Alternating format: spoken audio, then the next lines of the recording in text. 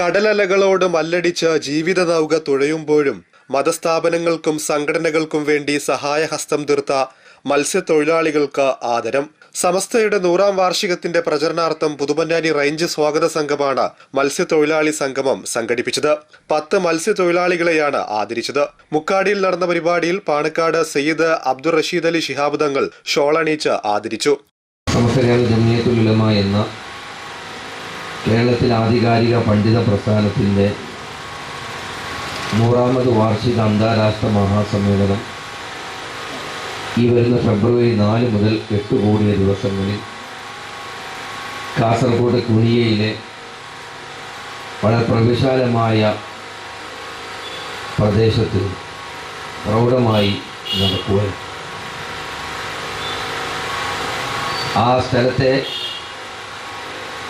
ഈ രീതിയിലേക്ക് മാറ്റുന്നതിന് വേണ്ടി ഒരു സമ്മേളനം നടക്കാൻ ആവശ്യമായ രീതിയിലേക്ക് ആ പ്രവർത്തനങ്ങൾ ചെയ്യുന്നതിന് വേണ്ടി പോലും ലക്ഷങ്ങൾ ചെലവ് വരുന്ന പ്രവർത്തനങ്ങൾ അവിടെ നിർവഹിക്കപ്പെട്ടുകൊണ്ടിരിക്കുകയാണ്.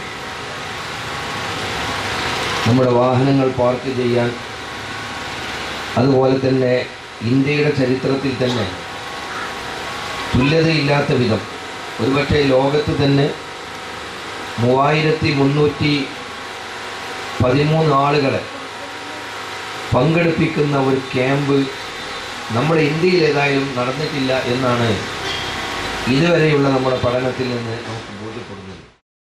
സ്വാഗത സംഘം ചെയർമാൻ കെ സയ്യിദ് ഹാജി അധ്യക്ഷനായി. T A Rasheed Faizi, K P Tajuddin Anwari, A M Hasan Bava Haji, A K Marakkar, P P Abdul Gafoor, P K Ashraf Musliyar, V A Gafoor എന്നിവർ സംസാരിച്ചു.